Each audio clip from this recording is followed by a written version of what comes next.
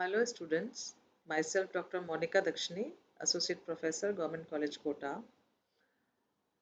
Students आज का हमारा टॉपिक है आइसोक्विनोलिन।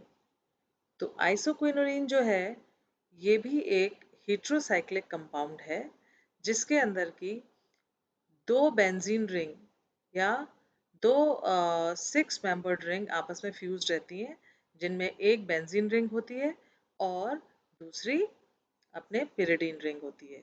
तो ये दोनों रिंग इसमें फ्यूज रहती हैं। आज हम आइसोक्विनोलिन के मेथड्स ऑफ प्रिपरेशन, इसकी फिजिकल प्रॉपर्टीज, केमिकल प्रॉपर्टीज यानी उसमें इलेक्ट्रोफिलिक सब्स्टिट्यूशन और न्यूक्लियोफिलिक सब्स्टिट्यूशन रिएक्शंस के बारे में पढ़ेंगे। तो सबसे पहले हम देखते हैं इसके आइसोक्विनोलिन जो है, जैसे आपको यहाँ पे स्ट्रक्चर में दिखाई दे रहा है, दो आपको हेक्सागोनल रिंग्स दिखाई दे रही हैं जिसमें एक बेंजीन रिंग है, एक पिरिडीन रिंग है। तो ये जो है ये क्विनोलिन का स्ट्रक्चरल आइसोमर है और दो रिंग्स आपस में फ्यूज होके और ये स्ट्रक्चर फॉर्म होता है। अब सबसे पहले हम इसके मेथड्स ऑफ प्रिपरेशन के बारे में पढ़ेंगे। तो फर्स्ट मेथड है बिस्लर नेपियरलिस्की सिंथेसिस। तो इस रिएक्शन में क्या होता है कि जैसे कि आपको रिएक्शन में यहाँ पे दिखाई दे रहा है कि बीटा एरिल एथिल अमाइड जो है उसको जब हम POCl3 या PCl5 या P2O5 यानी फास्फोरस पेंटॉक्साइड या फिर एनहाइड्रस जिंक क्लोराइड के साथ हम इसको गर्म करते हैं तो हमें जो है एक साइक्लाइजेशन प्रोडक्ट हमें प्राप्त होता है और उसके बाद जो है वो एक डाई हाइड्रो कंपाउंड देता है जिसका कि जब हम पैलेडियम का, आप इसमें रिएक्शन में आपको दिखाई दे रहा है पैलेडियम का 160 डिग्री सेंटीग्रेड पर जब हम इसको पैलेडियम के साथ रिड्यूस करते हैं तो हमें आइसोक्विनोलिन प्राप्त होता है। तो ये रिएक्शन आपको यहाँ पे क्लियरली दिखाई दे रही है कि हमने यहाँ पे फिनाइल इथाइल अमीन लिया जिसकी फॉर्माइल क्लोराइड के साथ रिएक्शन कराई। फिर उसके बाद जो है इसमें आप देख रहे हैं यहाँ पे साइक्लाइजेशन स्टार्ट हो चुका है, एन फिनाइल इथाइल फॉर्मामाइड बनता है और फिर फॉस्फोरस पेंटॉक्साइड के साथ जब हम इसको गर्म करते हैं वाटर मॉलिक्यूल निकलता है तो कंप्लीट साइक्लाइजेशन हो जाता है। और यहाँ पे तो आपको डाईहाइड्रो प्रोडक्ट दिखाई दे रहे हैं, देखिए नाइट्रोजन के बाद जो नेक्स्ट पोजीशन है 2 और 3, तो वहाँ पे वो डाईहाइड्रो 2,3 डाईहाइड्रो प्रोडक्ट हमें प्राप्त होते हैं जो कि पैलेडियम की प्रेजेंस में जब हम इसका रिडक्शन कराते हैं तो हमें आइसोक्विनोलिन प्राप्त होता है। तो ये इसका एक मेथड हुआ बिस्लर नेपियरलिस्की सिंथेसिस। नेक्स्ट मेथड है पोमेरेंज फ्रिट्ज सिंथेसिस। इस मेथड के अंदर जो है कोई भी एरोमेटिक एल्डिहाइड या कोई सब्स्टिट्यूटेड, जैसे बेंजील्डिहाइड आपने ले लिया, वो अमीनो एसिटल के साथ कंडेंस होके, जैसे आपको यहाँ दिखाई दे रहा है बेंजील्डिहाइड लिया है और 2,2-डाइथॉक्सी इथेनामीन आपने लिया है और उसका जो है ये दोनों आपस में कंडेंस होकर सबसे पहले एक शिफ्ट बेस देती हैं। फिर शिफ्ट बेस जो है वो H2SO4 या फास्फोरस पेंटाऑक्साइड की प्रेजेंस में उसका साइक्लाइजेशन होता है और लास्ट स्टेप में, जैसा कि आपने क्विनोलिन के स्क्रॉप सिंथेसिस में देखा था, उसके उस तरह से इसका हमें उसी तरीके से हमें आइसोक्विनोलिन प्राप्त होता है और इथाइल अल्कोहल जो है वो इसमें निकलता है। तो ये तो इसके दो मेथड्स हुए। साथ ही इसके हम कुछ और मेथड्स जो हैं वो भी हम अभी आपको वो भी हम आप के साथ अभी डिस्कस करेंगे। तो ये देखिए कि नेक्स्ट इसके जो मेथड्स हैं वो है फ्रॉम बेंजेल्डिहाइड एंड इथाइलअमीन। तो बेंजेल्डिहाइड जब इथाइलअमीन के साथ रिएक्ट करता है तो सबसे पहले बेंजिलिडीन इथाइलअमीन बनती है। फिर ये जो बेंजिलिडीन इथाइलअमीन जो है वो रेड हॉट ट्यूब में जब उसको गर्म किया जाता है तो हमें यहाँ पर ये आइसोक्विनोलिन प्राप्त होता है। तो आइसोक्विनोलिन जो है और इसका नेक्स्ट मेथड जो है ये है आपका फ्रॉम सिनेमेल्डॉक्सिन।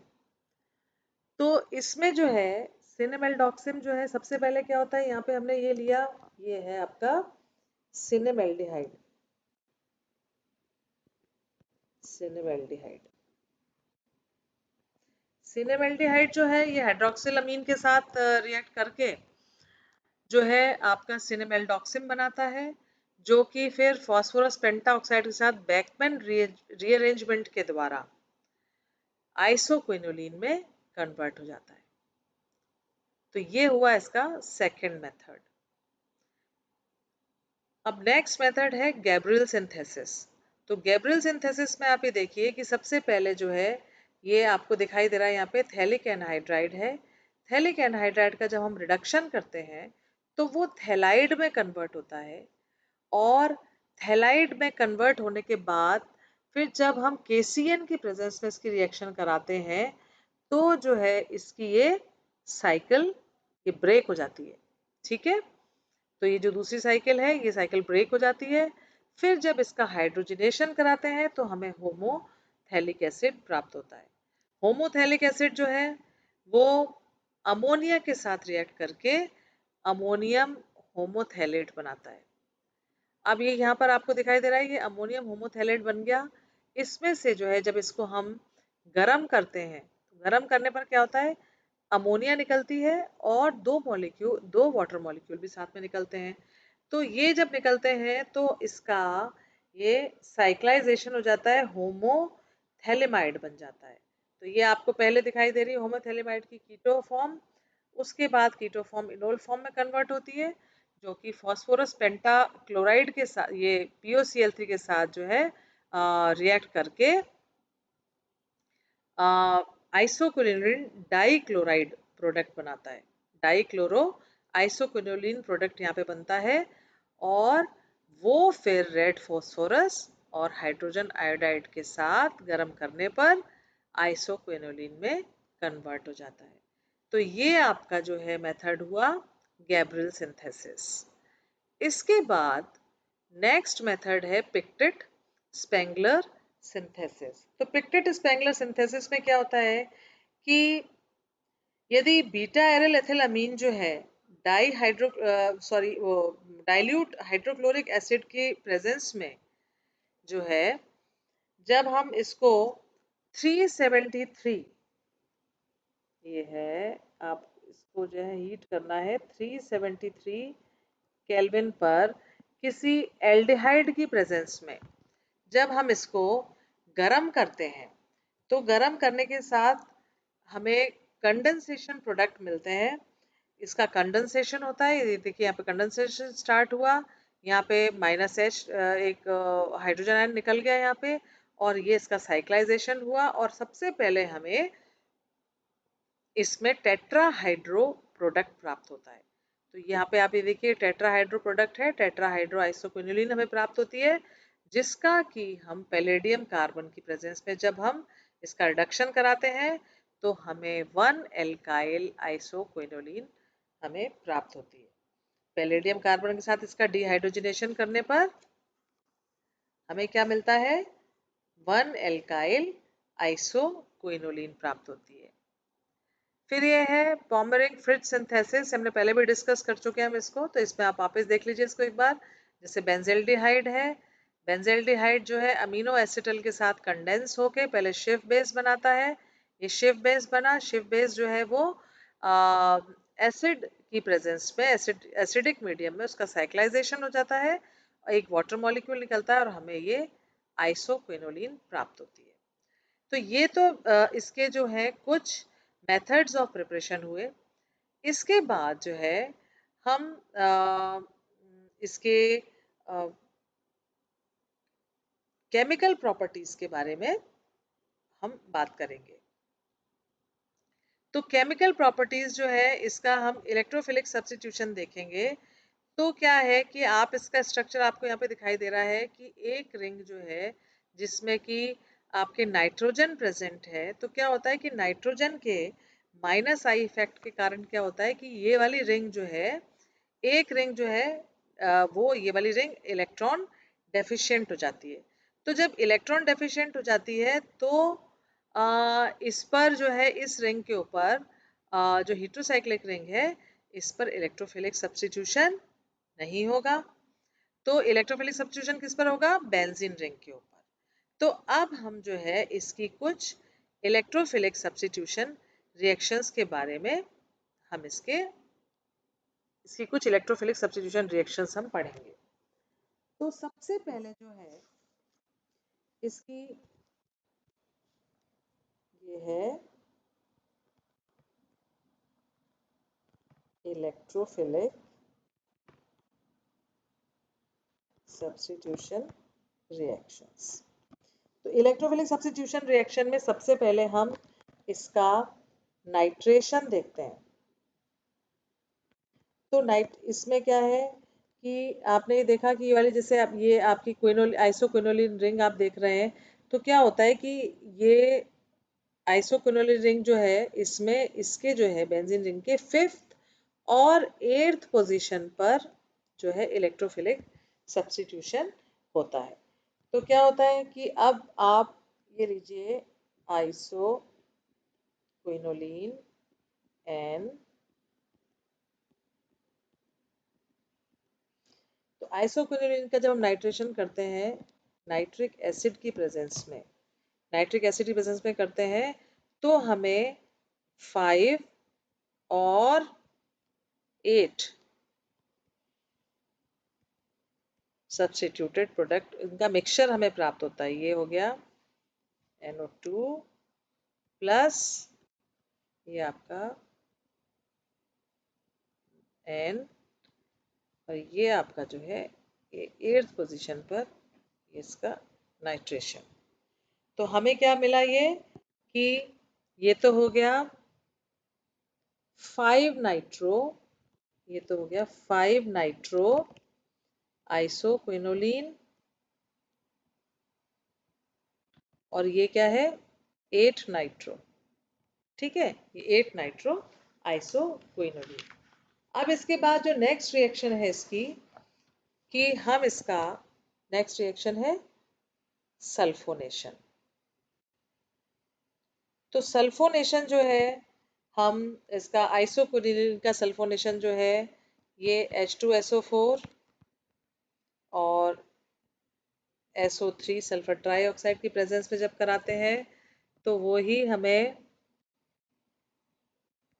5 और 8 इनका मिक्सचर प्राप्त होता है।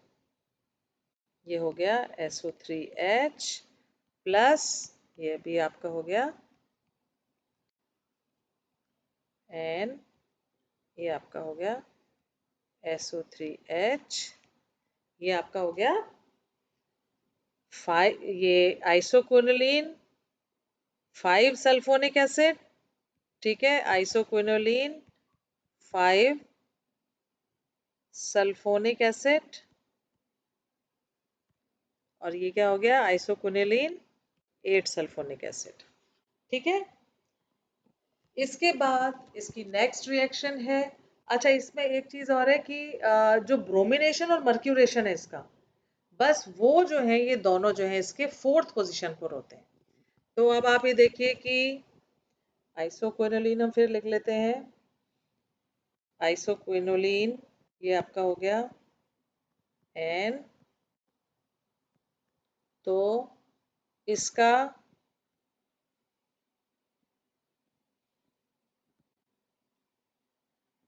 ब्रोमिनेशन और ये है मर्क्यूरेशन, ये दोनों रिएक्शंस आप एक साथ देख लीजिए। तो ब्रोमिनेशन और मर्क्यूरेशन इनका जो होता है ये तो इसकी Br2 की प्रेजेंस में और ये जो है CH3COO होल ट्वाइस Hg, इसकी प्रेजेंस में इसका मर्क्यूरेशन होता है और ये जो है हमें चौथी पोजीशन पर जो है वो सब्स्टिट्यूशन इसमें होता है। सिर्फ यही इसमें एक्सेप्शन है। तो ये आपका ये है 4th पोजीशन पर, तो ये Br और यहाँ पर ये बनेगा आपके N और ये 4th पोजीशन पर आपके HgO COCH3। ये आइसोक्विनोलिन ये आपका बना आइसो, इसका नाम हुआ आइसो क्विनोलिन 4, फोर्थ पोजीशन पर है मर्क्यूरिक एसीटेट। ठीक है, ACE। तो ये तो इसकी जो है कुछ आपके इलेक्ट्रोफिलिक सब्स्टिट्यूशन रिएक्शंस हुई। अब बात आती है आइसोक्विनोलिन की nucleophilic substitution reaction. Nucleophilic substitution reactions. तो न्यूक्लियोफिलिक सब्स्टिट्यूशन रिएक्शंस में जैसा कि आपको पता है कि जब माइनस आई इफेक्ट के कारण जो आपकी पिरिडीन रिंग जो है वो इलेक्ट्रॉन डेफिशिएंट हो गई, तो अब न्यूक्लियोफाइल का अटैक करेगा पिरिडीन रिंग के ऊपर। तो इसलिए इलेक्ट्रोफिलिक सब्स्टिट्यूशन जो था वो बेंजीन रिंग पर हुआ और न्यूक्लियोफिलिक सब्स्टिट्यूशन किस पर होगा? पिरिडीन रिंग के ऊपर होगा। तो अब इसकी जो है न्यूक्लियोफिलिक सब्स्टिट्यूशन रिएक्शंस आप देखिए, इसमें सबसे पहली रिएक्शन जो है वो आइसोक्विनोलिन की रिएक्शन NaNH2 के साथ। इसका नाम चिची बेबन रिएक्शन भी कहलाती है ये। और इसमें जो है जो अमीनो ग्रुप है वो इसके फर्स्ट पोजीशन पर, ये देखिए आप, ये NH2 फर्स्ट पोजीशन पर जो है ये अमीनो ग्रुप यहाँ पे जुड़ा, तो इसका नाम हो गया 1 अमीनो आइसोक्विनोलिन। ठीक है, अब सेकंड पोजीशन, सेकंड इसका जो है रिएक्शन है इसका हाइड्रोक्सिलेशन। तो हाइड्रोक्सिलेशन में इसका पोटेशियम हाइड्रोक्साइड के साथ इसका हाइड्रोक्सिलेशन करने पर KOH और एट 493 केल्विन, तो ये जो है इसमें भी जो है इसका कहाँ होता है? फर्स्ट पोजीशन पर ये N है और यहाँ पर ये हाइड्रोक्सिल ग्रुप जुड़ता है। तो इसका नाम क्या हो जाएगा? 1 हाइड्रोक्सी आइसोक्विनोलिन। ठीक है, अब जब हम इसकी रिएक्शन, थर्ड इसका है किसी भी ऑर्गेनोमेटेलिक कंपाउंड के साथ, यानी ग्रिग्नार्ड रिएजेंट के साथ जब हम इसकी रिएक्शन करते हैं तो क्या होता है?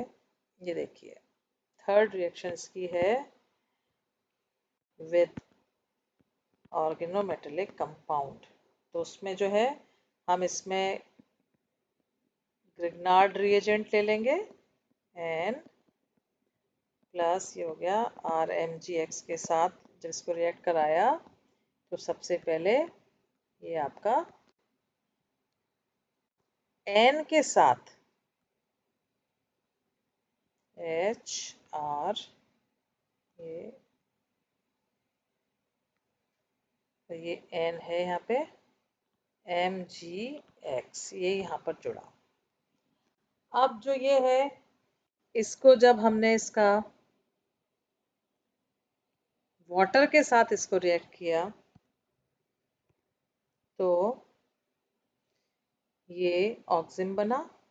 कैसे? देखिए आप,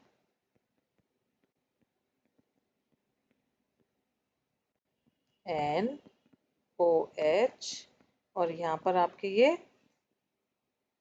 एक H और ये अल्काइल ग्रुप जुड़ा हुआ है, ये बना। अब जब हम इसमें से एक वाटर मॉलिक्यूल निकाल देते हैं तो हमें ये 1 एल्काइल प्रोडक्ट प्राप्त होता है। ये हो गया 1 एल्काइल, 1 एल्काइल आइसोक्विनोलिन।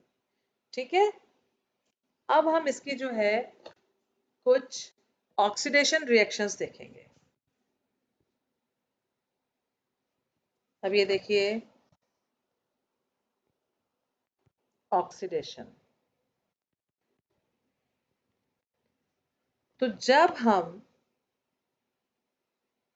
क्विनोलिन का, ये आइसोक्विनोलिन का, इसको बीच में लिखते हैं, इसकी दो रिएक्शंस देखेंगे हम अभी। तो आइसोक्विनोलिन का ऑक्सीडेशन करते हैं बेसिक KMnO4 की प्रेजेंस में, बेसिक KMnO4 की प्रेजेंस में, तो हमें सबसे पहले ये थैलिक एसिड प्राप्त होता है, COH COOH। फिर जो है थैलिक एसिड और प्लस दूसरा एक पिरिडीन रिंग पर ये COOH COOH, ये हमें इन दोनों का मिक्सचर प्राप्त होता है। इसी तरह से जब हम इसका ऑक्सीडेशन परबेंजोइक एसिड के साथ इसको ऑक्सीडाइज करते हैं तो आइसोक्विनोलिन एन ऑक्साइड हमें मिलता है। देखिए इसका ऑक्सीडेशन करा C6H5 COOOH, ये परबेंजोइक एसिड है। इसके साथ जब हमने इसका ऑक्सीडेशन किया तो ये हमें NO, ये हमें आइसोक्विनोलिन एन ऑक्साइड प्राप्त होता है। ठीक है, तो ये तो हुई इसकी ऑक्सीडेशन रिएक्शंस। इसके बाद बात आती है रिडक्शन की। आइसोक्विनोलिन का रिडक्शन, फिर देखिए हम इसकी दो रिएक्शंस देखेंगे, इसको बीच में लिख लेते हैं एन।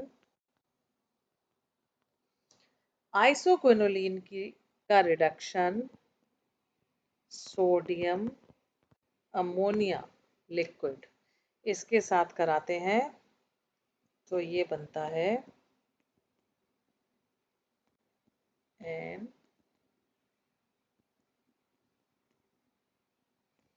ये बनता है 1,2 डाइहाइड्रो,